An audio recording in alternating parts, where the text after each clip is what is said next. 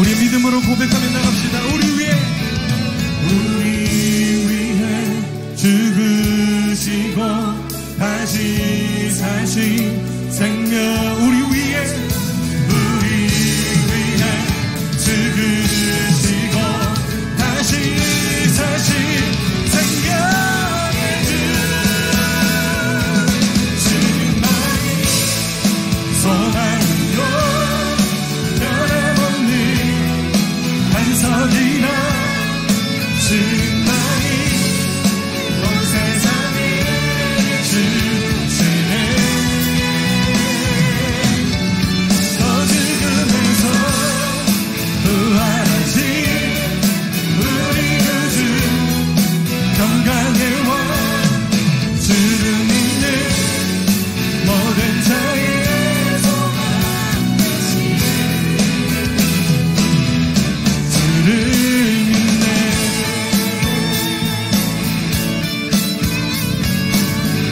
주를 믿네. 주를 믿네. 상상할 수 없던 내일로 우리를 인도해.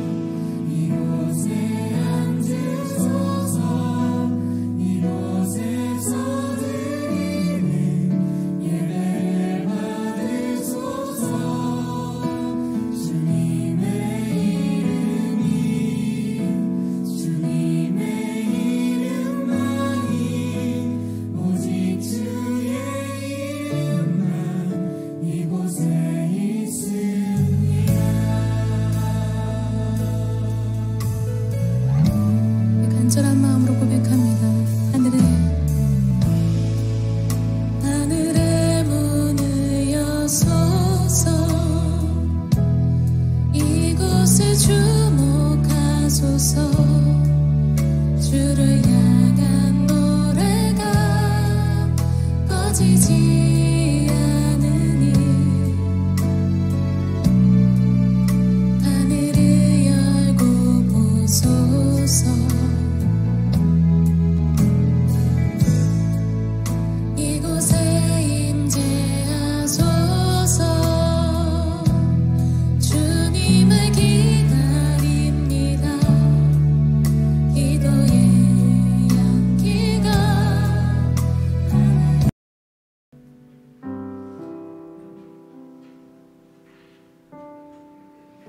할렐루야. 아멘. 오늘도 또 기쁜 주일이 또 돌아왔습니다. 우리 앞뒤 좌우로 한번 인사했으면 좋겠습니다. 주님의 이름으로 사랑합니다. 한번 인사할까요? 주님의 이름으로 사랑합니다. 아멘. 그렇습니다. 우리가 우리의 힘으로 사랑할 수 있는 만큼이 아닌 하나님이 주시는 사랑하심, 주님의 사랑하신 만큼 우리가 서로를 사랑할 수 있는 공동체가 되기를, 교회가 되기를 소망합니다. 오늘은 처음부터 신나게 자리에서 일어나셔서 함께 기쁨으로 박수치면서 찬양했으면 좋겠는데요. 함께 자리에서 일어나 보실까요? 네, 감사합니다. 함께 이제 기쁨으로 박수치면서 주님 높여드리면서 나아갑시다.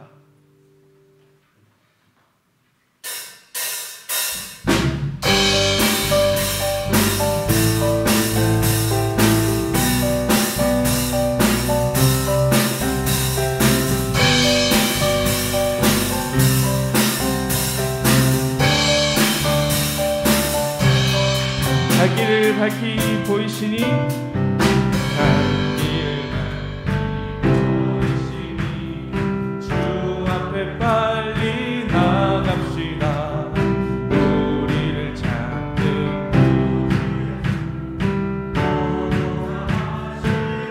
한 번 더 찬양해 볼까요? 갈 길을 밝히고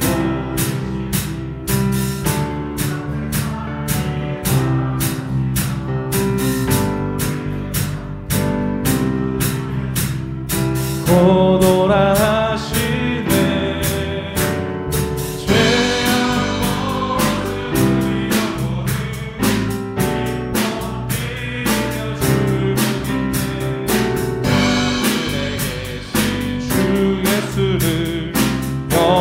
이 절의 가사입니다. 우리를 오라 하시는 말, 우리를 오라 하시는 말, 기쁘게 듣고 순종하세.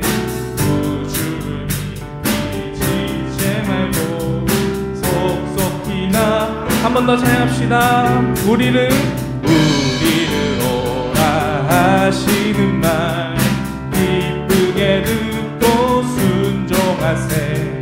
구주를 잊지 말고 속속히 나가세.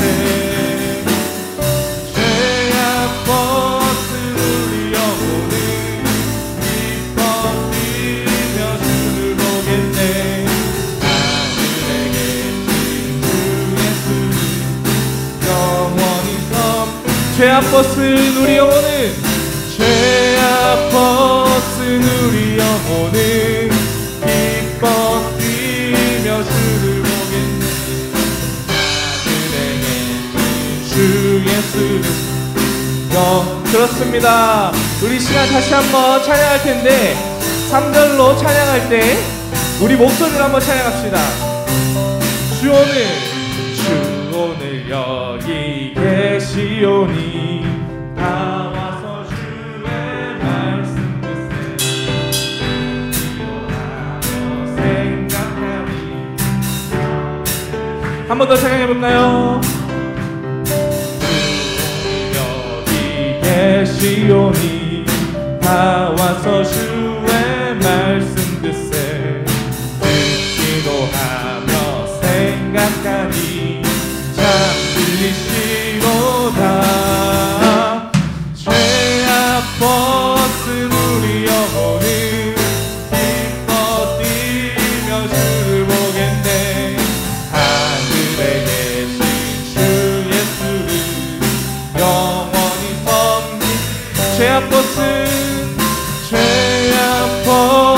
우리 영혼은 기뻐 뛰며 주를 보겠네.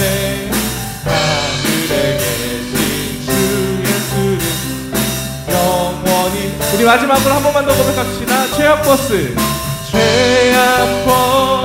우리 영혼은 기뻐 뛰며 주를 보겠네. 하늘에 계신 주 영원히 섬기리. 할렐루야. 우리 주께 영광의 박수로 드립니다. 주님만이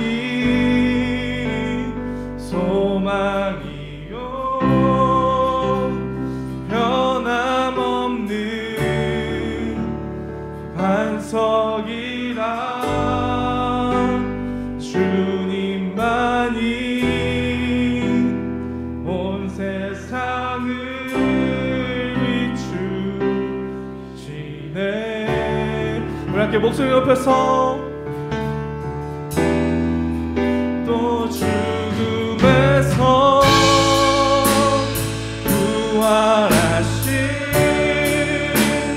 우리 구주 평강의 왕, 주를 믿는 모든 자의 소망 되신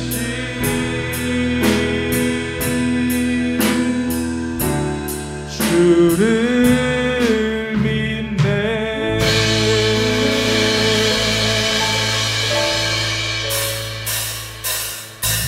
계속해서 기쁨으로 박수치면서 우리의 소망 되신 주님을 또 한번 찬양하며 나아갑시다. 예수 열방의 소망, 예수 열방의 소망, 예수 우리의 위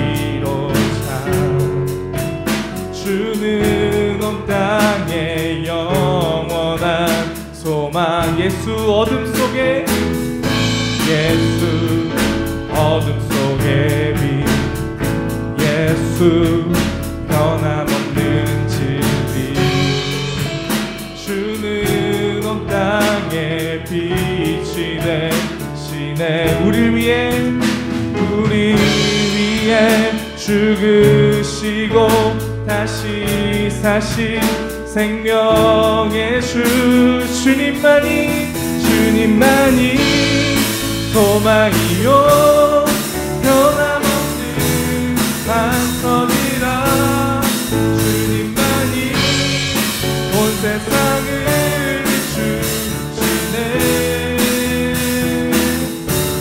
또 죽음에서 부활하신 우리 구주 평강의 왕 주를 믿는 모든 자의 소망이신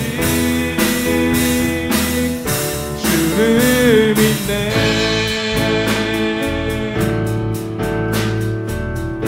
다시 한번 처음부터 시작합시다.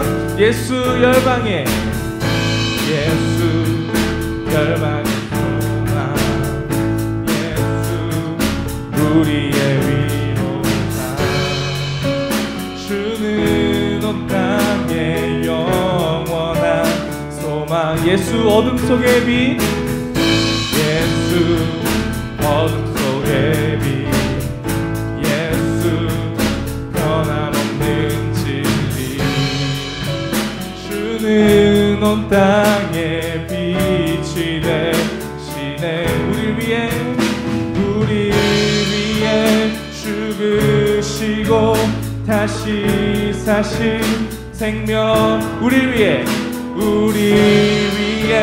죽으시고 다시 사신 생명의 주님만이 소망이요 변함없는 반석이라 주님만이 온 세상을 비추시네 또 죽음에서 부활하신 우리 구주 평강의 왕 주를 믿는 모든 자의 소망이신 주를 믿네 아멘 그렇습니다. 주님이 우리의 소망 되십니다. 주를 믿네 할렐루야 우리 주님께 한번 박수로 주님 높여드립시다.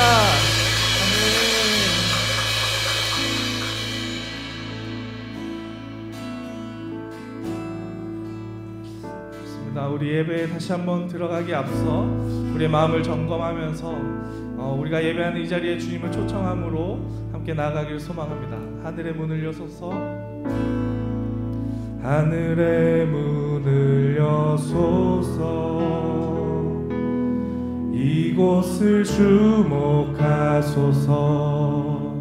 주를 향한 노래가 꺼지지 않으니 하늘을 열고 보소서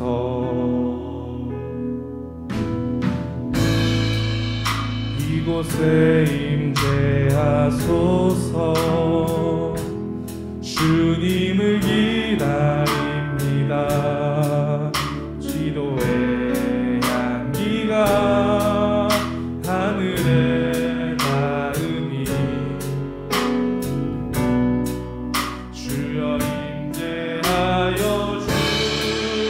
주소서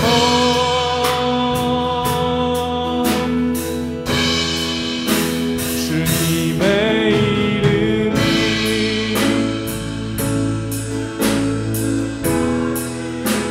오직 주의 이름 있습니다. 이곳에 오셔서 이곳에 앉으소서 이곳에서 드리는 예배를 받으소서 주님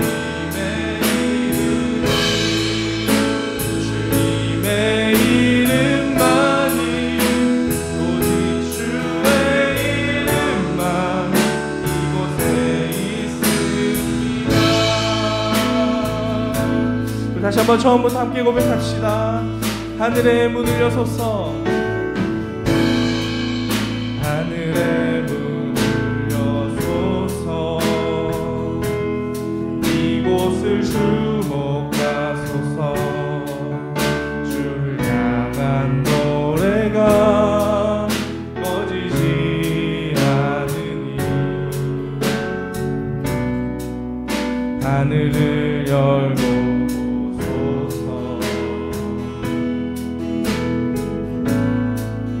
이곳에 임재하소서. 주님을 기다립니다. 기도의 향기가 하늘에 닿으니 주여 임재하여 주소서.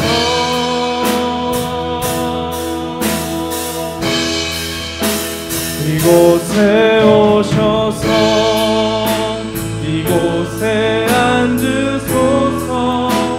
이곳에서 드리는 예배를 받으소서. 주님의 이름만이 오직 주의 이름만 이곳에 있습니다. 이곳에 오셔서 이곳에 앉으소서. 이곳에서 드리는 예배를 받으소서. 주님의 이름만이 오직 주의 이름만 이곳에 있습니다.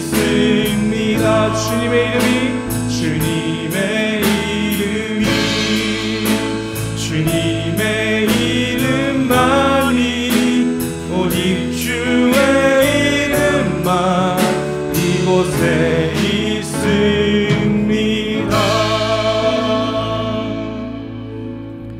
다 같이 자리에 앉으셔서 우리 묵도하심으로 예배를 시작하겠습니다. 하나님은 영이시니 예배하는 자가 영과 진리로 예배할지니라. 아멘.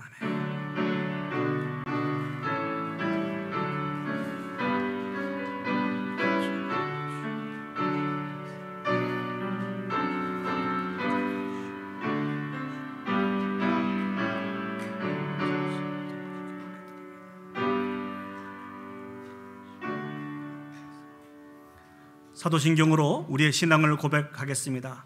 전능하사 천지를 만드신 하나님 아버지를 내가 믿사오며 그 외아들 우리 주 예수 그리스도를 믿사오니 이는 성령으로 잉태하사 동정녀 마리아에게 나시고 본디오 빌라도에게 고난을 받으사 십자가에 못 박혀 죽으시고 장사한 지 사흘 만에 죽은 자 가운데서 다시 살아나시며 하늘로 오르사 전능하신 하나님 우편에 앉아 계시다가 저리로서 산자와 죽은 자를 심판하러 오시리라.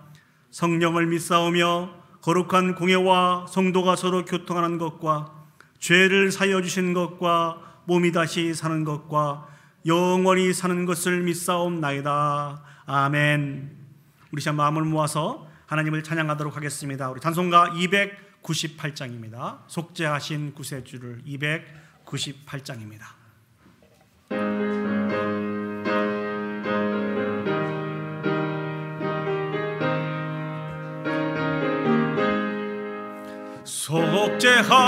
속죄하신 구세주를 내가 찬송하리라. 내게 자유 주시려고 주가 고난 당했네. 그 신사랑 찬양하리. 나의 죄 사하려고 십자가에 죽임당한 나의 주 찬양하리. 찬양하리.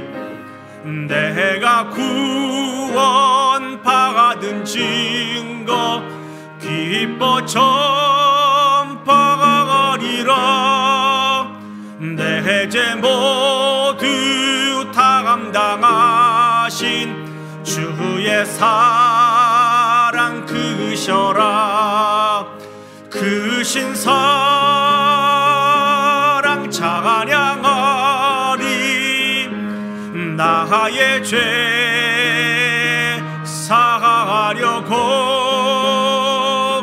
십자가에 죽임당한 나의 주 찬양하리. 승리하신 구세 주를 내가 찬송하리라. 죄와 죽음 지옥 권세 주가 모두 이겼네. 크신 사랑 찬양하리. 나의 죄 사하려고 십자가에 죽임당한 나의 주 찬양하리. 고마우신 구세 주를 내가 찬송하리라. 죽음에서 새 생명으로 나를 인도하셨네. 크신 사랑 찬양하리. 나의 죄 사하려고 십자가에 죽임당한 나의 주 찬양하리. 이 시간 마음을 모아서 우리가 드리는 이 예배를 위해서 기도하겠습니다. 우리가 감당할 수 없는 넘치는 은혜와 사랑을 베풀어 주셔서 우리를 구원하여 주시고 저 천국을 소망하며 살아갈 수 있도록 우리를 불러주시고 세워주셨습니다.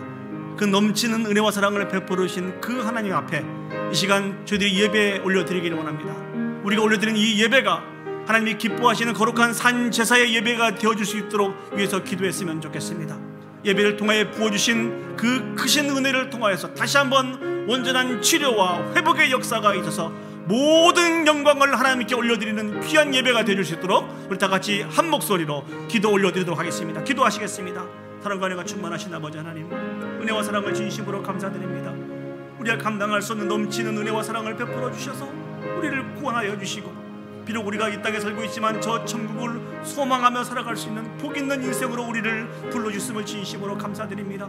감당할 수 없는 넘치는 은혜와 사랑을 베풀어 주신 그 하나님 앞에 참 마음으로 예배에 올려드리기를 소원합니다. 전능하신 아버지 하나님, 우리는 부족하지만 우리를 통하여 드려지는 이 예배를 통하여서 영광 받아주시고 주님이 주시기를 원하시는 기쁨과 평안과 참 승리가 우리 가운데 아버지 허락되어 줄 수 있도록 주여 축복하시고 인도하여 주셔서 주님의 은혜가 필요합니다. 주님의 은혜를 통하여서 회복을 맛보게 해주시고 치료를 맛보게 해주시고 모든 영광을 아버지 앞에 올려드릴 수 있도록 주여 축복하여 주시옵소서.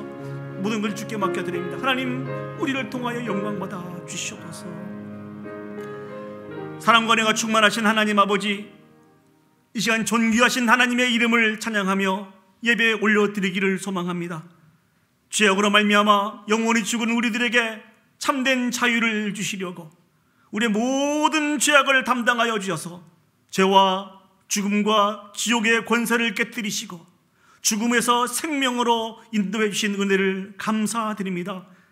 그 크신 은혜를 기억하며 찬양하며 예배에 올려드리기를 소망하오니 우리가 드리는 이 예배 가운데 임재해 주셔서 영광 받아 주시옵소서.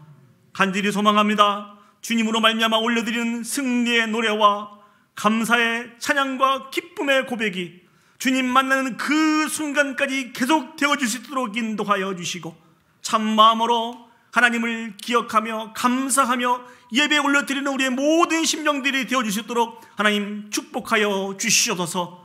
주님의 은혜로 주님께 올려드리는 진정한 이 예배를 통하여서 온전한 치료와 회복의 역사가 이 시간 우리에게 임할 수 있도록 하나님께서 축복해 주시기를 소원하옵고 예수님의 이름으로 기도합니다. 아멘.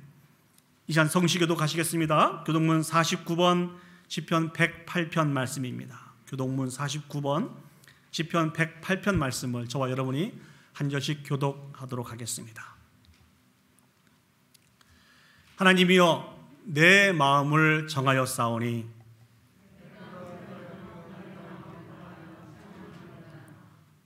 비파야 수금아 깰지어다. 여호와여 내가 만민 중에서 주께 감사하고 주의 인자하심이 하늘보다 높으시며 하나님이여 주는 하늘 위에 높이 들리시며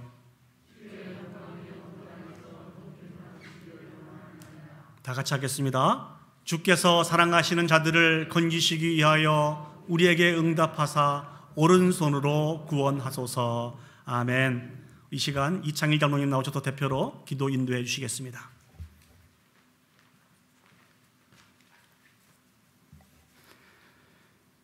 사랑이 많으시고 자비로우신 하나님 아버지, 지난 한 주간의 삶 가운데 신실하게 지켜주신 하나님의 은혜와 사랑에 감사합니다. 우리의 삶 가운데 잠시도 그냥 두지 않으시고 매 순간 숨 쉴 수 있는 공기를 주시고 해와 달 모든 필요를 공급해 주시고 보호해 주시는 주님의 은혜로 인하여 평안의 삶을 누리다가 오늘 귀한 성일 주님 전에 기쁜 마음으로 나올 수 있었습니다. 하나님 아버지, 오늘 우리가 마음을 다하고 정성을 다해 주님께 나아갑니다.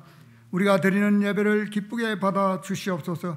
하나님 아버지, 그럼에도 우리는 하나님께 모든 것 다 드리지 못하고 내 생각에 맞는 대로 나의 필요를 먼저 셈하며 살았음을 고백합니다. 믿음 약한 우리를 불쌍히 여겨 주시옵소서. 오늘 이 예배를 통해서 하나님의 사랑을 깨닫게 하옵시고 우리 모두는 아브라함과 같이 축복의 통로가 되게 하옵소서.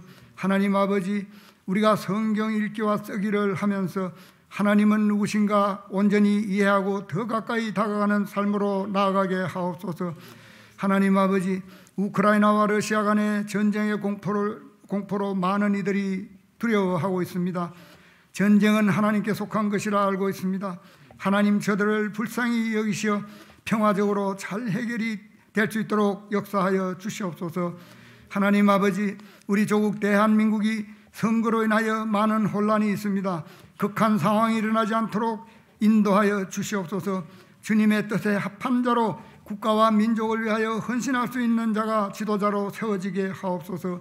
하나님 아버지, 우리 교회 학교와 종이마을 한국학교가 하나님이 기뻐하실 인재들을 잘 양육하는 데 귀하게 쓰임받게 하옵소서. 하나님 아버지, 연로하신 어르신들, 원치 않는 질병으로 고생하시는 분들 하나님의 능력의 손으로 붙잡아 주셔서 속한 회복의 일도 열어 주옵시고 주님의 전에 자유로이 예배 드릴 수 있도록 역사하여 주시옵소서. 모두가 두려워하는 코로나 전염병도 하루빨리 종식이 되어 정상적인 믿음 생활할 수 있도록 역사하여 주시옵소서. 하나님 아버지, 오늘도 말씀 들고 전하실 목사님, 성령님 도우셔서 능력의 말씀으로 선포되게 하옵소서. 그 말씀으로 인하여 우리 모두는 승리의 삶으로 나아가게 하옵소서. 오늘도 예배를 도우는 헌신된 지체들 은혜 풍성히 부어 주시옵길 바라오며 사랑의 주 예수님의 이름으로 기도하옵나이다. 아멘.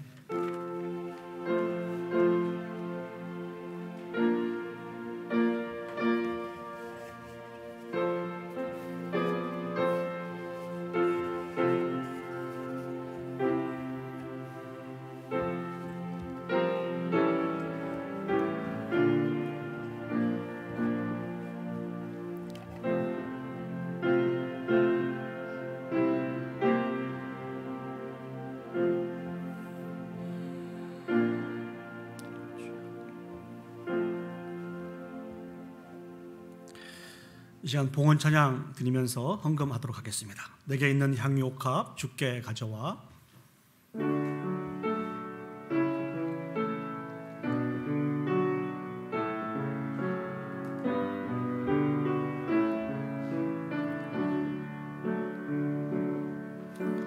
내게 있는 향유옥합 주께 가져와. 그 발 위에 입 맞추고 깨뜨립니다.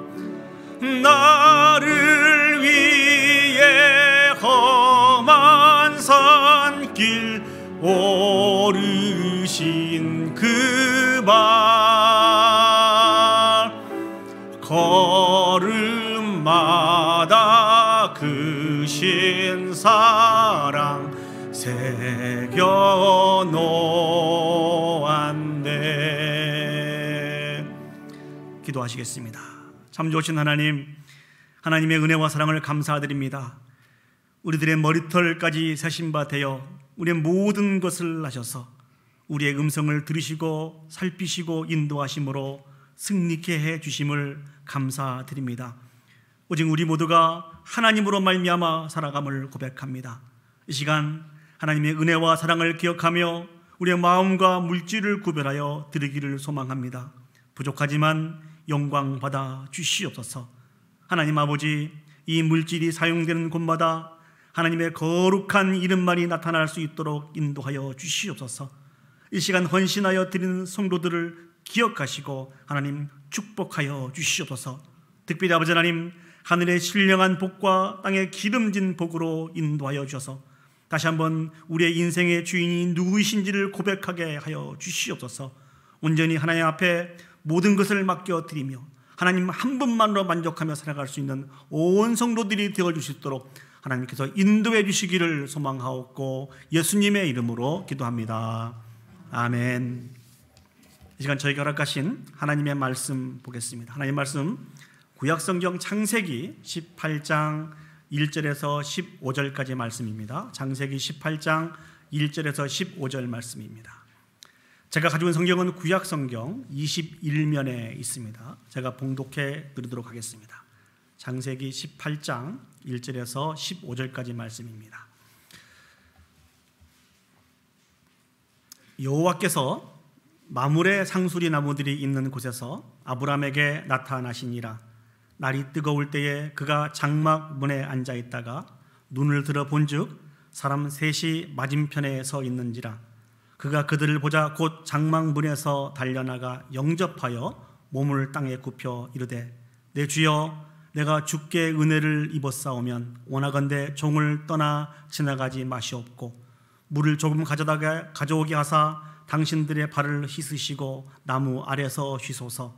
내가 떡을 조금 가져오리니 당신들의 마음을 상쾌하게 하신 후에 지나가소서. 당신들이 종에게 오셨음이니이다. 그들이 이르되 내 말대로 그리하라. 아브라함이 급히 장막으로 가서 사라에게 이르되 속히 고운 가루 세 스아를 가져다가 반죽하여 떡을 만들라 하고, 아브라함이 또 가축대 있는 곳으로 달려가서 기름지고 좋은 송아지를 잡아 하인에게 주니 그가 급히 요리한지라. 아브라함이 엉긴 젖과 우유와 하인이 요리한 송아지를 가져다가 그들 앞에 차려놓고 나무 아래 모셔 섬에 그들이 먹으니라. 그들이 아브라함에게 이르되 내 아내 사라가 어디 있느냐? 대답하되 장막에 있나이다. 그가 이르시되 내년 이맘때 내가 반드시 내게로 돌아오리니 내 아내 사라에게 아들이 있으리라 하시니 사라가 그 뒤 장막 문에서 들었더라.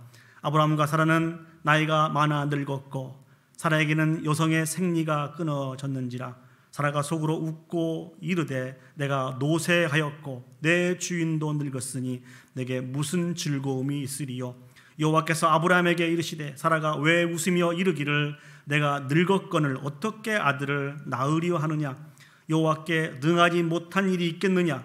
기한이 이를 때에 내가 내게로 돌아오리니 사라에게 아들이 있으리라. 사라가 두려워서 부인하여 이르되 내가 웃지 아니하였나이다. 이르시되 아니라 내가 웃었느니라. 아멘.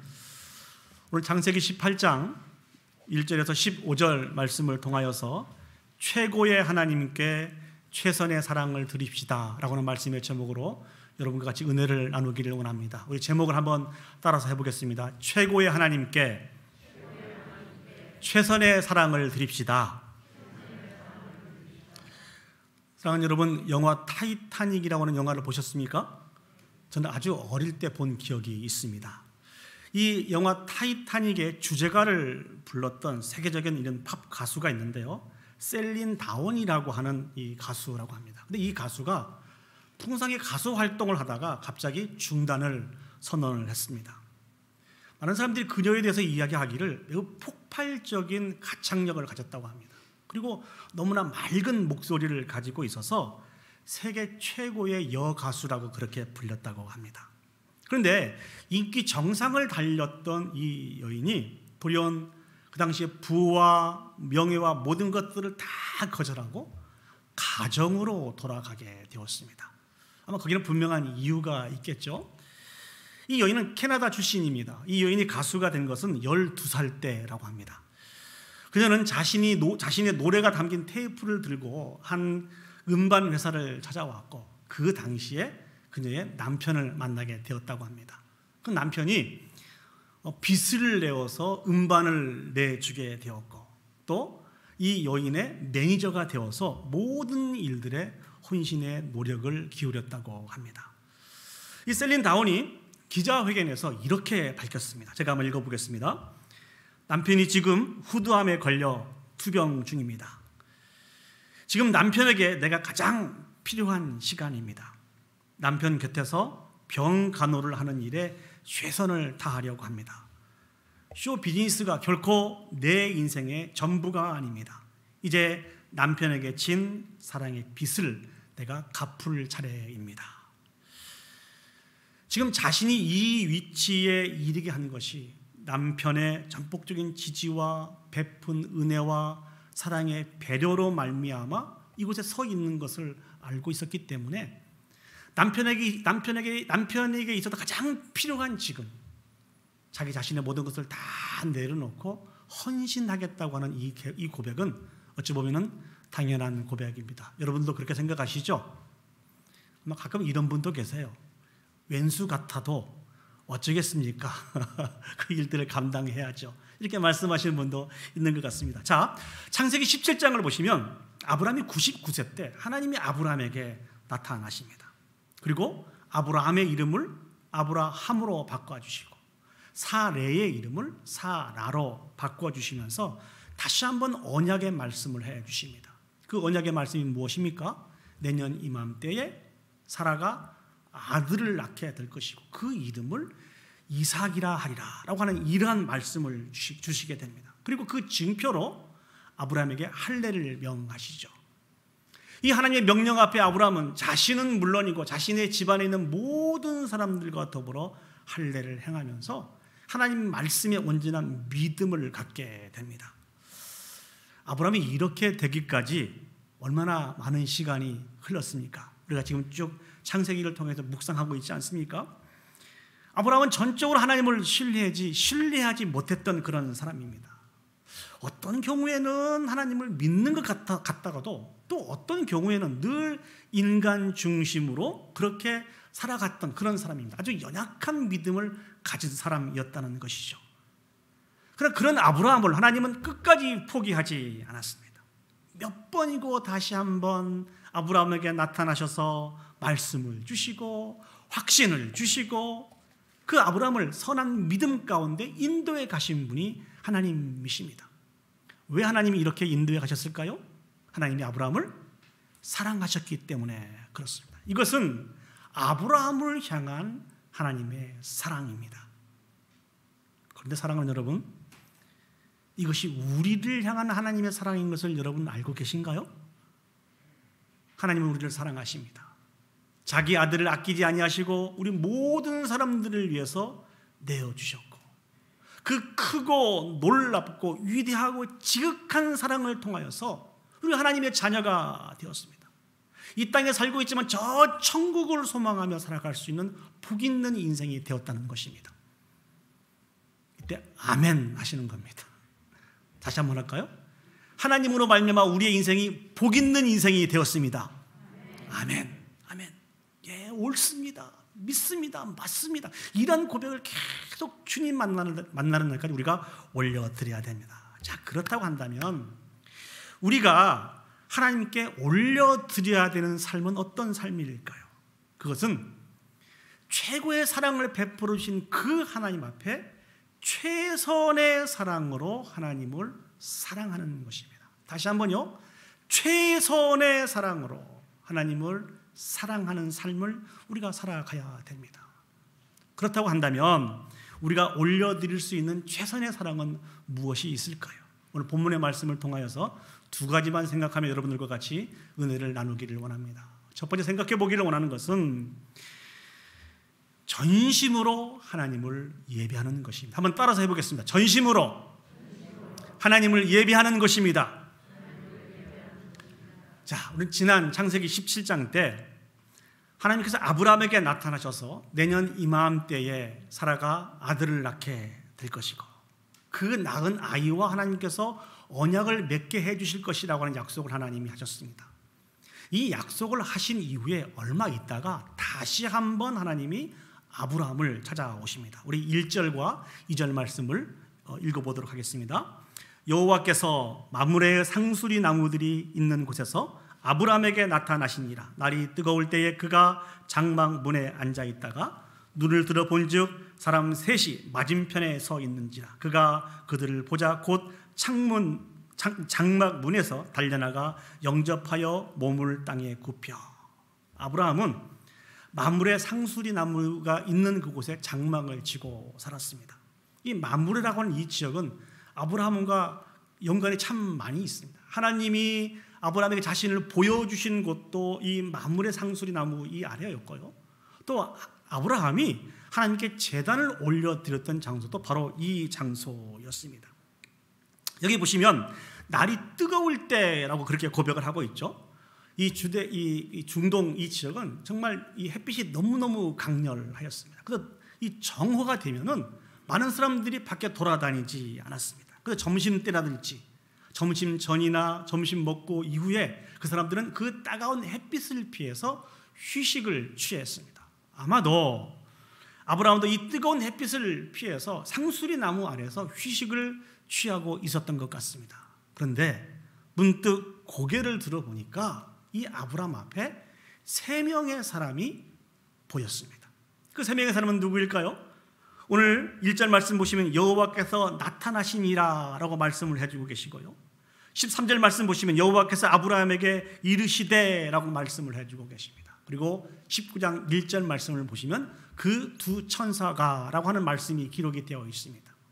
이 모든 말씀들을 종합해서 학자들은 어떻게 해석을 했는고니 그 중에 한 분은 하나님이 인간의 몸을 입고 이 땅에 나타나신 것으로 해석을 했습니다.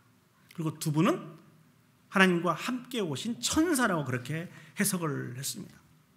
정말 놀라운 것은 하나님은 지금까지 말씀을 통해서 아브라함에게 다가오신 것 같아요. 그래서 하나님이 사람의 몸을 입고 아브라함에게 나타나신 것입니다.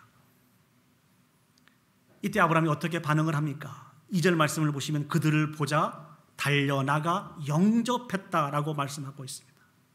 이 당시에는요, 더위에 지친 나그네들을 영접하는 것이 일상적인 풍습으로 여겨졌습니다. 그들에게 쉬게 하고 먹을 것을 주게 하고 마실 수 있는 그런 여건들을 준비하는 것이 이게 미덕으로 남았던 그런 시대였습니다. 그런데 정말 특이한 것이 있습니다. 3절 말씀인데요. 3절 말씀을 보시면 이르되 내 주여 내가 주께 은혜를 입었사오면 원하건대 종을 떠나 지나가지 마시옵고.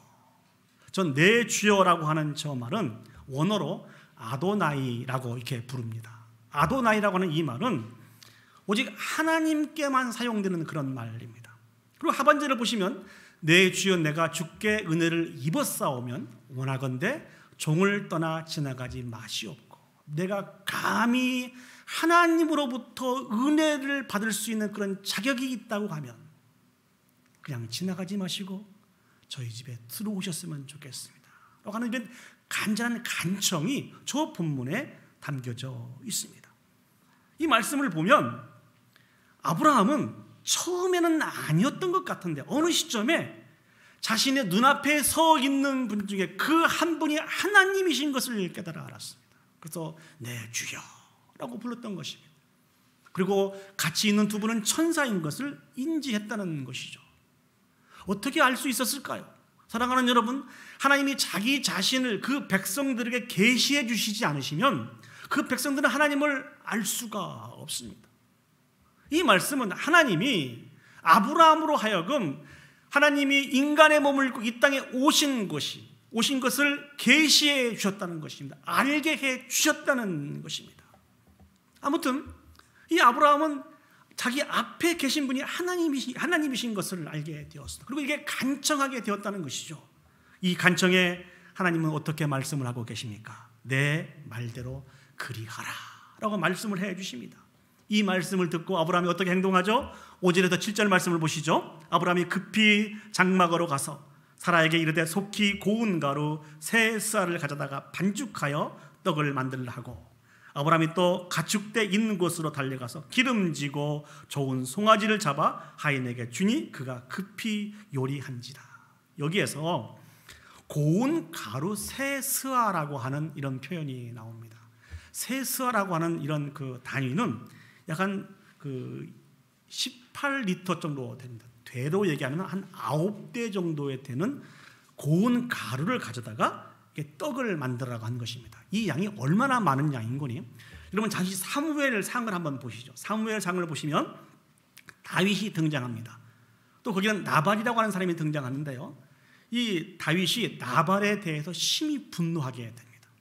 그래서 군사를 일으켜서 그 군사 400명과 함께 나발의 집에 가서 그 집을 진멸시키기를 원하고 이제 막 다가오고 있었습니다. 그때 나발의 아내로 아비가일이라고 하는 아주 현명한 여인이 있었습니다. 이 여인이 화가 난 다윗과 그 군사들의 이 화를 가라앉히기 위해서 집에서 음식을 준비해 가는데요. 5스아의 밀가루를 통하여 떡을 만들어 갑니다. 그러니까 이 기사를 통해서 우리가 짐작해 볼 수 있는 것은 세 스아는 매우 많은 양이라는 것이죠. 아브라함은 하나님을 섬기는데 세 스아의 고운 가루로 떡을 만들기를 원했습니다. 무슨 의미일까요? 하나님을 섬기는 데에 있어서 전혀 부족함이 없이 아주 풍성하게 하나님을 대접했다고 하는 그런 의미입니다.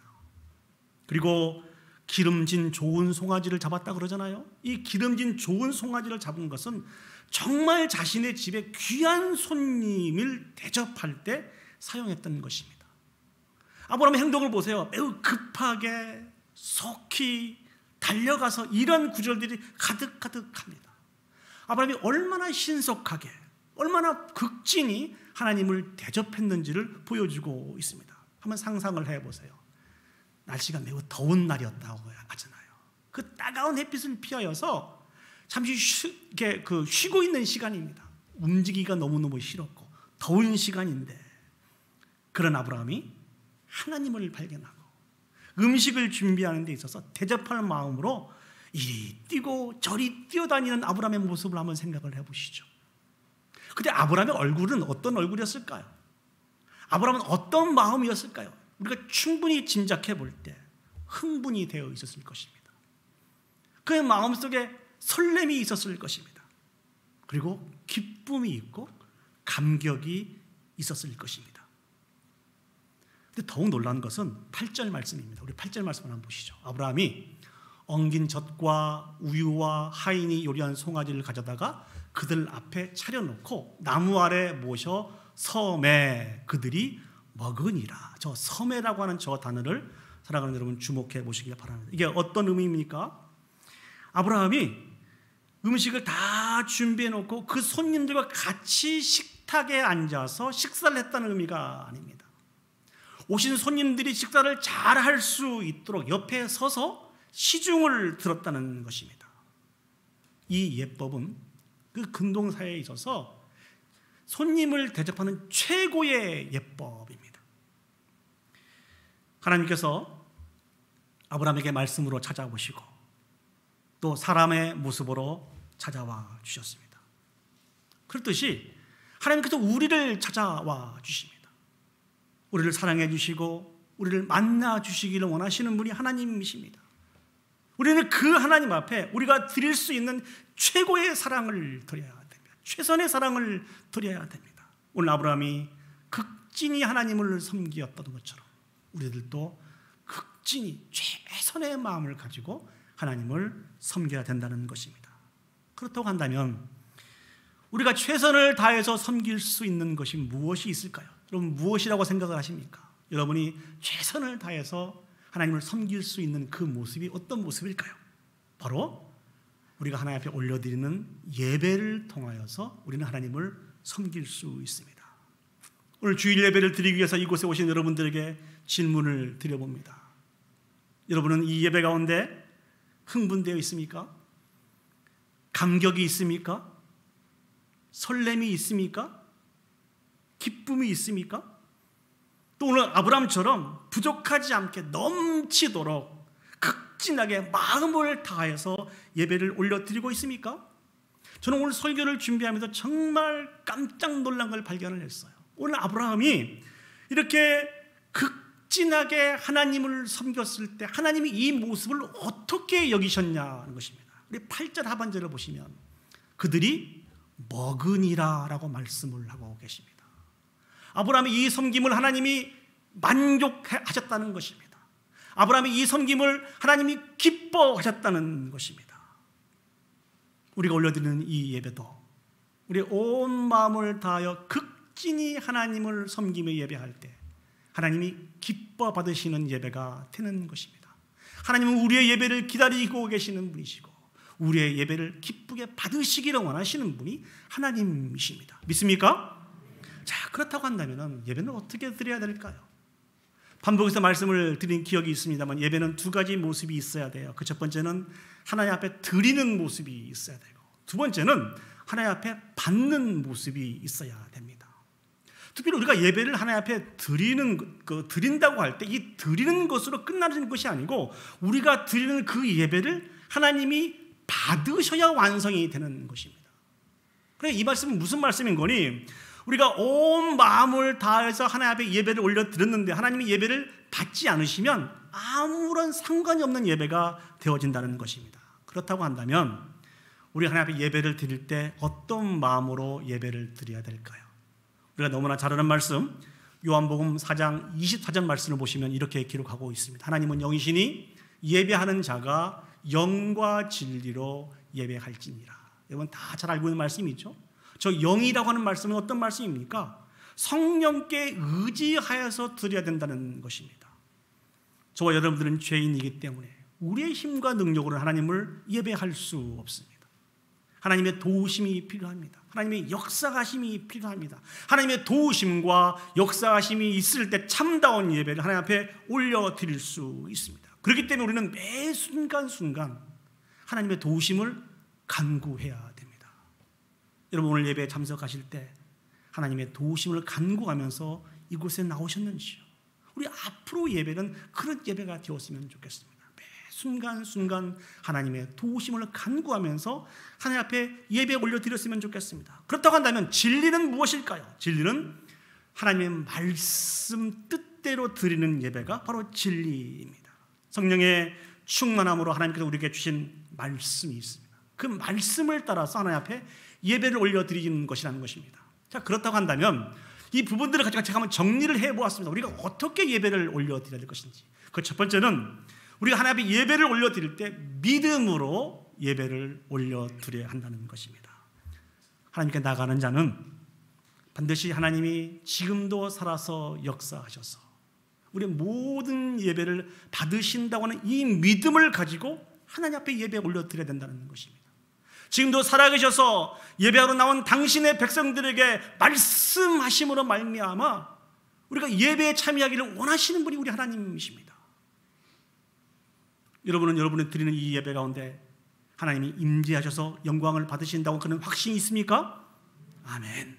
이 확신을 가지고 하나님 앞에 예배를 올려드려야 됩니다. 두 번째는 회개와 거룩함이 있어야 됩니다. 하나님은 거룩하신 분이십니다.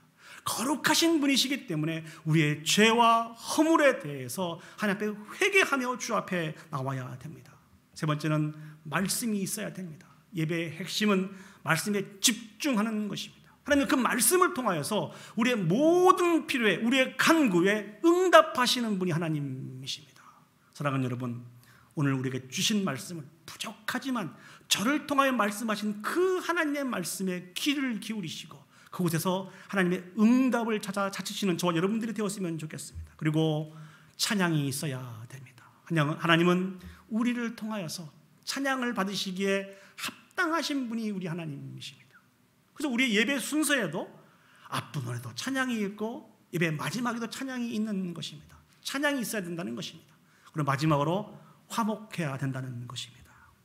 예배하기 전에 먼저 화목해야 된다고 성경은 분명하게 우리에게 말씀해 주고 계십니다. 부부 간에, 형제들 간에, 부모와 자식 간에 참다운 화목이 있어야 된다는 것입니다. 우리 교회 이야기는 아닌데요, 가끔 다른 교회를 보면은 그 두 부부가 예배하러 오면서 차 속에서 부부싸움을 하는 경우가 종종 있는 것 같아요. 우리 교회 성도들은 아니죠. 그 마음을 가지고 그대로 와서 하나님 앞에 예배 드리는 것은 합당한 예배가 아니라는 것이죠. 사랑하는 부부끼리 화목하며 하나님 앞에 나와서 예배를 드려야 된다는 것입니다. 예수님이 우리에게 말씀하신 이 참된 예배는 어떤 형식과 절차도 너무너무 중요합니다만 예배의 대상자가 하나님과 어떤 관계를 형성하느냐가 너무너무 중요하다는 것입니다. 예배를 같이 드리고 있는 우리 형제들이 서로 간의 관계를 어떻게 형성하느냐가 너무너무 중요하다는 것을 사랑하는 여러분 꼭 기억하시고 하나님이 기뻐하시는 예배를 올려드릴 수 있는 저와 여러분들이 되었으면 좋겠습니다. 우리가 하나님 앞에 예배를 올려드리는 것은요, 우리를 자녀 삼아주신 하나님 앞에 우리가 드릴 수 있는 최선의 사랑의 표현입니다. 다시 한번요, 우리 하나님 앞에 예배를 올려드리는 것은 우리를 자녀 삼아주신 그 하나님 앞에 올려드릴 수 있는 최선의 사랑의 표현입니다. 이 예배를 통해서 부어주신 그 은혜와 사랑을 놓치지 마시고 진심으로 예배에 올려드려서 하나님의 영광에 참여할 수 있는 저와 여러분들이 되시기를 예수 그리스도의 이름으로 축복합니다. 아멘. 두 번째, 오늘 본문의 말씀을 통해서 생각해 보기를 원하는 것은 온전한 순종을 하나님 앞에 드리는 것입니다. 자, 9절 말씀을 보시면 이제 하나님과 전사들이 식사를 다 마치시고 이제 하나님이 아브라함에게 내 아내 사레가 어디 있느냐라고 이렇게 물어보십니다. 그때 아브라함은 어떻게 대답을 하죠? 사레는 장막 안에 있습니다 라고 이렇게 대답을 합니다. 그때 하나님께서 주신 말씀이 10절 말씀입니다. 우리 10절 말씀을 우리 다 같이 한번 읽어보겠습니다. 시작. 그가 이르시되 내년 이맘때에 내가 반드시 내게로 돌아오리니 내 아내 사라에게 아들이 있으리라 하시니 사라가 그 뒤 장막문에서 들었더라. 아멘. 내년 이맘때에 사라가 아들을 낳을 것이라고 하는 이 말씀은 아브라함은 처음 듣는 말씀이 아닙니다. 얼마 전에 들었던 말씀입니다. 그런데 하나님께서 다시 한번 이 말씀을 하신 이유는 무엇일까요? 두 가지 의미가 있어요. 아브라함에게 다시 한번 약속을 확인시켜 주는 것하고 그 다음에는 사라가 이 말씀을 통해서 바른 믿음 가운데 거하기를 원하는 하나님의 간절한 마음이 있기 때문에 그렇습니다. 우리가 다음 주도 말씀을 생각해 보겠습니다만 하나님이 굳이 아브라함을 찾아오신 이유가 바로 여기에 있습니다. 이 사라에게 하나님의 말씀을 주셔서 그 믿음을 더욱더 견고케 하시기 위해서 굳이 아브라함의 집을 방문하신 것입니다. 지난주에도 말씀을 드렸습니다만 남편이 믿음이 있다고 아내가 저절로 믿음이 생기는 것이 아닙니다. 우리는 각자 스스로의 믿음의 고백을 하나님 앞에 올려드려야 된다는 것입니다. 사라가 아들 이삭을 낳는 것은 매우 중요한 일입니다. 그렇기 때문에 하나님은 사라가 아들 이삭을 낳기 전에 먼저 사라에게 찾아오셔서 하나님의 말씀을 통하여서 이 사라가 온전한 믿음 안에 거하기를 소망하면서 오늘 사라를 찾아오신 것입니다. 그러나 이런 하나님의 간절함과는 달리 사라가 어떻게 표현합니까? 이 이야기를 장막 문 뒤에도 듣고 사라가 속으로 웃게 됩니다. 왜 웃게 되었는지 11절과 12절 말씀을 보시죠. 아브라함과 사라는 나이가 많아 늙었고 사라에게는 여성의 생리가 끊어졌는지라. 12절 말씀이요. 사라가 속으로 웃고 이르되 내가 노쇠하였고 내 주인도 늙었으니 내게 무슨 즐거움이 있으리요. 이 말씀을 사라의 말로 표현하면 이렇게 정리할 수 있을 것 같습니다. 도대체 내가 몇 살인데, 그리고 나는 이미 아이를 낳을 수 없는 그런 몸인데 내가 어떻게 아들을 낳아? 내가 어떻게 아들을 낳아? 사라는 하나님에 대한 믿음은 있었던 것 같아요. 그러나 하나님의 능력에 대한 온전한 믿음을 소유하지 못했습니다. 여러분들 사라와 같이 생각하지 않습니까? 그 나이에 그 몸으로 사라가 아들을 낳는 것이 여러분 가능하다고 생각하십니까? 불가능하다고 생각하십니까? 불가능하죠. 사라가 생각할 때는 하나님의 약속과 사라의 현실 사이에는 너무 큰 간격이 있습니다. 그렇지 않습니까? 이런 사라를 향해서 하나님은 강하게 말씀을 하십니다. 13절과 14절 말씀을 보시죠. 여호와께서 아브라함에게 이르시되 사라가 왜 웃으며 이르기를 내가 늙었거늘 어떻게 아들을 낳으리요 하느냐. 14절이요. 여호와께 능하지 못한 일이 있겠느냐. 여호와께 능하지 못한 일이 있겠느냐. 기한이 이를 때에 내가 내게로 돌아오리니 사라에게 아들이 있으리라. 오늘 하나님은 사라의 불신앙을 책망하고 계십니다. 여호와께서 능하지 못한 일이 있겠느냐. 15절 말씀 보시면 사라가 하나님의 책망이 두려워서 웃지 않았다고 부인을 합니다. 그러나 하나님은 거듭거듭 강조를 하죠. 아니다. 내가 웃었다. 내가 웃었다. 너는 온전한 믿음을 소유하지 못하였다. 이렇게 책망을 하고 계시는 것입니다. 그래서 저는 이 말씀을 준비하면서 이런 생각이 들었습니다. 사랑하는 여러분, 오늘 하나님이 말씀하신 이 말씀이 이해가 되세요? 아니면 사라가 반응하는 이 반응은 이해가 되세요? 하나님의 말씀이 더 이해가 되세요? 사라의 반응이 더 이해가 되세요? 저는 개인적으로 이 말씀을 준비하면서 하나님의 말씀보다는 사라가 보인 그 반응이 더 공감이 됐어요. 왜냐하면 아브라함과 사라는요, 하나님이 주신 그 약속의 말씀을 붙들고 무려 25년이라고 하는 시간을 기다렸습니다. 25년이라고 하는 그 시간을 기다렸지만 하나님이 약속하신 그 약속의 자녀는 태어날 기미가 보이지 않아요. 하나님을 기다리고 기다리다가 아브라함도 늙었고 사라도 늙게 되었어요. 이게 더 이상 자신을 통해서 어떠한 역사도 일어나지 못할 그런 나이가 되어버렸다는 것이죠. 우리가 기대를 할 때요, 어떤 여지가 좀 보일 때 그것을 근거로 기대하지 않습니까? 그런데 그런 기대마저 이 사라에게는, 이 아브라함에게는 다 사라져 버렸어요. 그런데 오늘 다시 하나님이 나타나셔서 똑같은 말씀을 반복해서 주시니 사라의 마음이 어떠했을까요? 저는 이랬을 것 같아요. 너무너무 답답했을 것 같아요. 하나님 정말 답답합니다. 이제 그런 일이 일어나지 않는다니까요. 아마 이게 사라의 마음이었던 것 같아요. 그런데 사랑하는 여러분, 25년이라고 하는 시간 동안 기다린 것은 아브라함과 사라만 기다린 것이 아닙니다. 25년이라고 하는 이 시간 동안 기다리신 분이 또 계십니다. 그분이 누구입니까? 하나님이십니다. 하나님도 25년 동안 기다렸어요. 아브라함이 얼마나 힘들었는지, 아브라함이 얼마나 조급해하고 있는지 하나님이 모르셨을까요?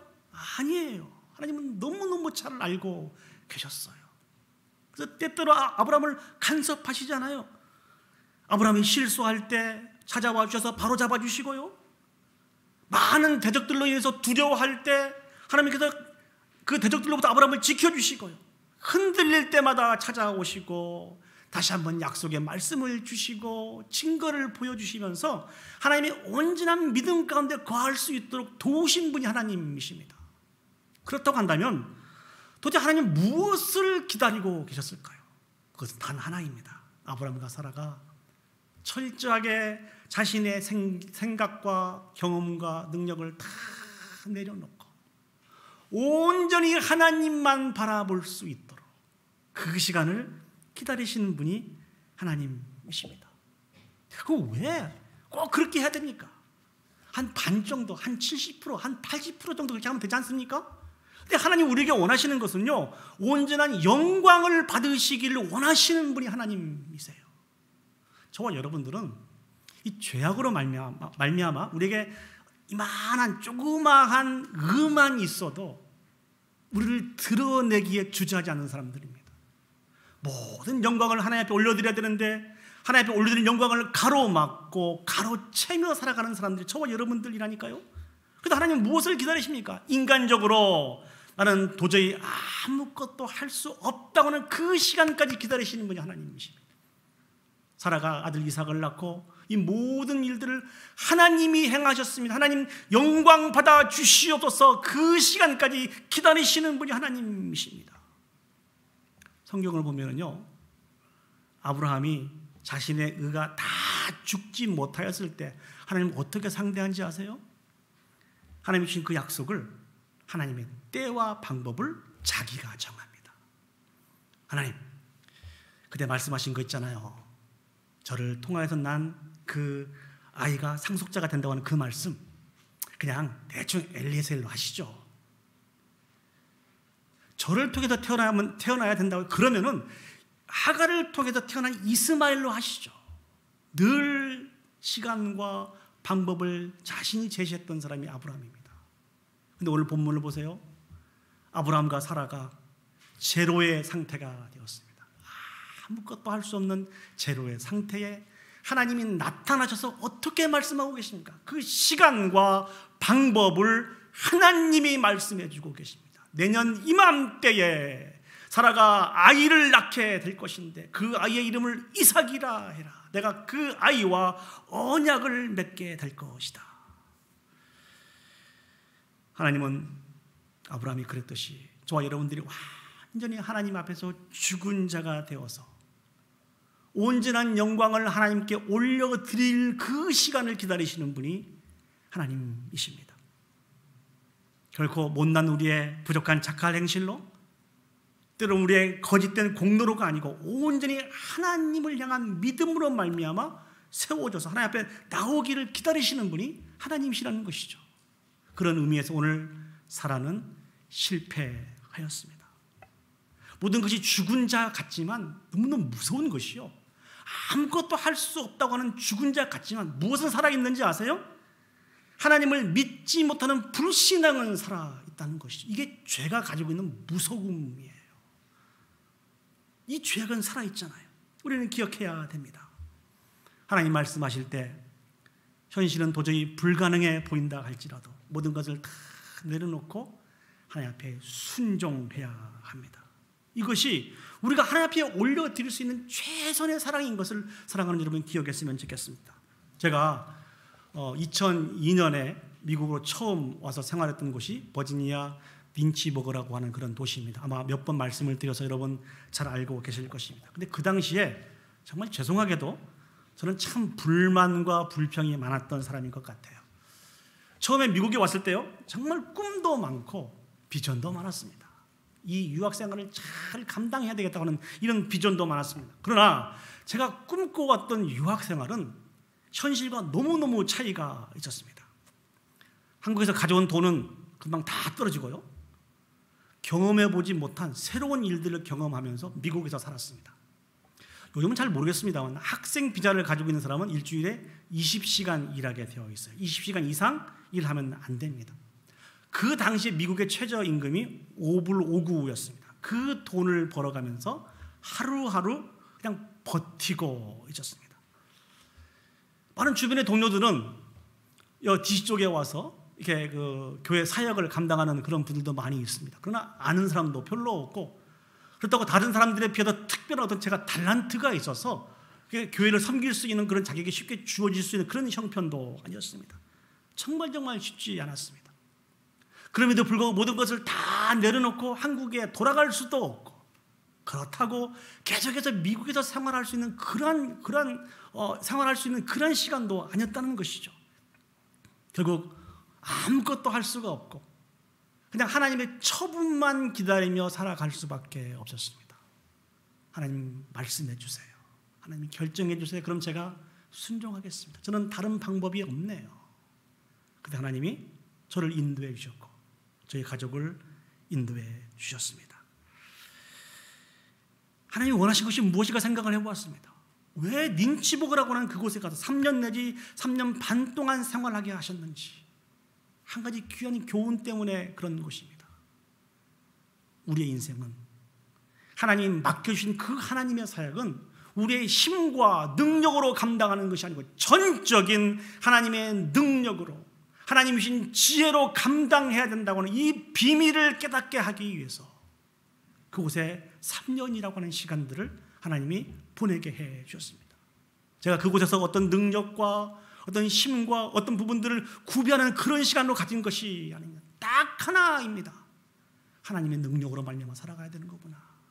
하나님 주신 힘으로 말미암아 살아가야 되는 거구나. 더더욱 몸된 교회를 온전히 세워서 하나님 앞에 영광 올려드리기 위해서 참 소명을 받은 우리들에게 절대적으로 필요한 것은 어떤 순간 속에서도 하나님을 의지하는 것이라는 것이죠. 놀라운 것은 뭔지 아세요? 거기에 수없이 많은 사람들이 공부하기 위해서 왔어요. 그런데 그 많은 사람들이 저와 동일한 고백을 하고 있는 거예요. 저와 동일한 고백. 하나님 한 분만 의지하며 살아가야 되는 거구나. 이것이 필요하기 때문에 그곳에 리버티 신학교를 세워놓고 필요한 많은 주의 종들을 보내서 그곳에서 훈련을 시키셨다는 것입니다. 아브라함을 기다렸듯이 우리를 기다리시면서 하나님은 오늘 또 저와 여러분들을 기다리시면서 우리의 인생을 인도해 가기를 원하시는 분이 하나님이십니다. 이제 말씀을 정리하도록 하겠습니다. 하나님은 아브라함처럼 우리를 지명하여 불러주시고요, 우리가 온전히 믿음을 소유할 수 있을 때까지 지켜주시고 또 일깨워주시고 기다려주시는 분이 하나님이십니다. 제가 제일 첫 줄에 그렇게 썼습니다. 하나님께서 우리에게 주시는 사랑은 최고입니다. 믿습니까? 다시 한번요. 하나님께서 우리에게 주시는 사랑은 최고입니다. 최고입니다. 그 최고이신 하나님께 우리가 드릴 수 있는 것은 최선을 다한 우리의 사랑입니다. 그것은 전심을 다하여 하나님을 예배하는 것입니다. 예배는 형식과 절차가 필요하긴 합니다만 형식과 절차가 모든 것이 아닙니다. 하나님 앞에 간절하게 진실되게 진지하게 성령의 충만함으로 나와서 하나님을 예배하는 것입니다. 이 귀한 성도님들이 되시기를 예수님의 이름으로 축복합니다. 또한 하나님께 드리는 우리의 최선은 하나님의 말씀 앞에 내가 죽은 자인 것을 기억하고 온전한 순종을 올려드리는 것입니다. 이 귀한 최선의 삶을 통해서 하나님께 온전한 영광 올려드릴 수 있도록 우리 자신들이 그렇게 들어갈 수 있었으면 좋겠습니다. 하나님은 지금도 우리를 기다리고 계십니다. 우리를 통해서 드려지는 그 헌신을, 그 순종을 기뻐하시면서 기다리시고 그 순종의 제사를, 순종의 삶을 올려드릴 때 그곳에 참여하여서 참 기쁘게 여기시는 분이 하나님이십니다. 그 하나님을 기억하며 우리 삶들을 온전히 드려서 영광 올려드릴 수 있는 저와 여러분들이 되시기를 예수님의 이름으로 축복합니다. 아멘. 오늘 이 설교를 준비하면서 어떤 찬양으로 하나님 앞에 영광 올려드렸으면 좋을까 이런 생각을 한번 해보았습니다. 그래서 선택한 곡입니다. 제가 가사를 한번 읽어볼게요. 하나님이시여, 하나님이시여, 주는 나의 하나님이시로다. 나의 몸과 마음 주를 갈망하며 이제 내가 주께 고백하는 말. 여호와는 나의 힘이시여, 여호와는 나의 구원이시니 내가 누구를 두려워하리요. 여호와는 생명의 피난처시니 주의 인자가 생명보다 나음으로 내 입술이 여호와를 찬양하리라. 내 평생에 주를 찬양하며 주의 이름으로 내 손을 들리라. 하나님이 기뻐하시는, 하나님이 가장 기뻐하시는 찬양이고 가장 기뻐하는 마음이라 생각하고 이 곡을 선택을 했습니다. 이 찬양을 부르시면서 다시 한번 우리의 신앙생활을 점검하고 하나님 앞에 온전히 세워져가기를 꿈꾸면서 이 찬양을 올려드리도록 하겠습니다. 우리 다 같이 자리에 일어서셔서 하나님이시여 하나님이시여 이 찬양 올려드리도록 하겠습니다.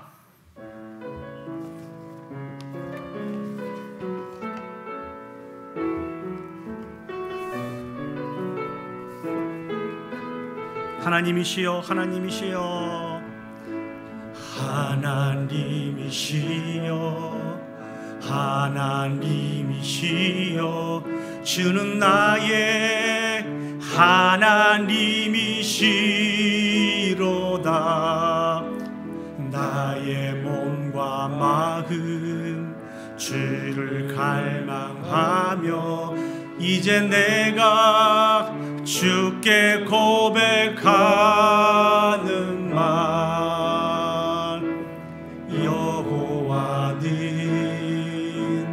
나의 빛이요 여호와는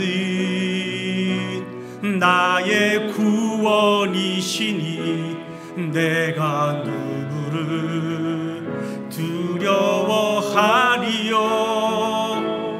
여호와는 생명의 피난처시니 주의 인자가 생명보다 나음으로 내 입술이 여호와를 찬양하리. 내 평생에 주를 찬양하며 주의 이름으로 우리 다시 한번 찬양하시겠습니다. 하나님이시여 하나님이시여 하나님이시여 하나님이시여 주는 나의 하나님이시. 나의 몸과 마음 주를 갈망하며 몸과 마음 주를 갈망하며 이제 내가 주께 고백하는 여호와는 나의 힘이시여 여호와는 나의 힘 여호와는 나의 구원이시니 여호와는 나의 구원. 내가 누구를 두려워하리요 내가 누구를 두려워하리요. 여호와는 생명의 피난처시니 주의 인자가 생명보다 나음으로 내 입술이 여호와를 찬양하니 내 평생에 주를 찬양하며 주의 이름으로 내 손 들리라. 우리 다같이 오늘 주신 말씀을 기억하면서 하나님의 기도 올려드리도록 하겠습니다. 하나님이 우리에게 베푸신 그 사랑은 최고의 사랑입니다. 그 하나님은 최고의 하나님이십니다. 우리 그 하나님 앞에 우리가 할 수 있는 최선의 마음을 모아서 그 하나님 앞에 사랑을 드려야 됩니다. 우리가 드리는 예배가 그 귀한 사랑의 고백이 되었으면 좋겠습니다. 어떤 말씀을 주시든지 하나님의 분명한 믿음에 근거하여 내가 순종하겠습니다라는 우리의 고백과 삶이 하나님 앞에 올려드릴 수 있는 최선의 삶인 것을 기억하시고, 하나님 이제 최선의 사랑을 하나님 앞에 드리며 살아갈 수 있도록 도와주옵소서. 우리의 예배를 통하여 하나님 앞에 드리게 해주시고, 하나님의 온전히 순종함으로 하나님께 드림으로 말미암아 하나님의 그 기쁨에 하나님의 인도하심에 참여할 수 있도록 하나님 도와주옵소서. 우리 사모한 마음으로 하나님의 기도 올려드리도록 하겠습니다. 기도하시겠습니다. 사랑과 은혜가 충만하신 아버지 하나님, 은혜와 사랑을 진심으로 감사드립니다. 우리가 감당할 수 없는 넘치는 은혜와 사랑으로 최고의 사랑을 최고의 하나님께서 우리에게 부어주셨음에도 불구하고 여전히 아버지 하나님, 연약한 우리들이 믿음이 없어서 최선의 사랑을 드리지 못하고 살아갈 때가 얼마나 많이 있었는지요. 전능하신 아버지 하나님, 우리를 불쌍히 여겨주시고 다시 한번 우리의 믿음이 온전케 세워주셔서 매 순간순간 하나님이 기뻐하시는 최선의 사랑을 올려드리며 살아갈 수 있도록 축복하시고 하나님이 인도하여 주시옵소서. 아버지 하나님, 우리가 올려드리는 이 예배가 전심으로 하나님 앞에 올려드림으로 말미암아 최선의 사랑에 참여할 수 있도록 하나님 도와주시고, 또 아버지 하나님, 어떤 말씀이든지 하나님이 주시는 그 말씀에 근거하여서 순종함으로 말미암아 매 순간순간 최선의 사랑을 하나님 앞에 올려드림으로 하나님의 그 기뻐하심에, 하나님의 인도하심에 참여하며 살아갈 수 있는 우리 온 성도들이 되어줄 수 있도록 주여 축복하시고 하나님 인도하여 주시옵소서. 오 주님, 저희가 주님을 믿습니다. 오 주님, 주님, 저희가 주님을 사랑합니다. 아버지 하나님 인도하여 주시옵소서. 사랑과 은혜가 충만하신 아버지 하나님, 은혜와 사랑을 진심으로 감사드립니다. 예, 그렇습니다. 하나님께서는 저희에게 늘 최고로 대우해 주셨습니다. 최고의 하나님께서 최고의 사랑을 우리에게 베풀어 주심으로 말미암아 저희가 저 천국을 소망하며 살아가는 복 있는 인생이 되었습니다. 이제 그 하나님 앞에 우리가 할 수 있는 최선의 사랑을 올려드리며 살아갈 수 있도록 주여 축복하여 주시옵소서. 예배를 통하여 최선의 사랑을 아버지 앞에 올려드리게 해주시고, 어떠한 말씀을 주시든지 간에 하나님에 대한 분명한 믿음을 통하여 예, 하나님 맞습니다, 하나님이 옳습니다, 하나님을 기대합니다, 순종하며 살아갈 수 있는 우리 온 성도들이 되어주시도록 주여 축복하여 주시옵소서. 주의 인자가 생명보다 나음으로 내 입술의 여호와를 찬양하기를 원합니다. 내 평생에 주님만을 찬양하기를 소원합니다. 오 주님, 영광 받아 주시옵소서. 이런 고백을 우리 생명이 다하는 그날까지 주 앞에 올려드리며 살아갈 수 있도록 주여 축복하여 주시옵소서. 이제는 우리 구주 예수 그리스도의 은혜와 하나님 아버지의 무한하신 사랑과 성령 하나님의 감화, 감동, 위로, 역사, 인도하신 은혜가 최고의 사랑을 베풀어 주신 그 하나님 앞에 날마다 최선의 삶을 드림으로 말미암아 합당한 예배를 올려드리고 온전한 순종을 올려드려 하나님의 기쁨에 참여하여 영광 올려드리기를 소원하고 결단하는 오늘 예배 참석한 온 성도들 머리 위에와 그들의 가정과 직장과 온 교회 위에 이제로부터 영원히 함께 하시기를 간절히 축원하옵나이다. 아멘. 아멘.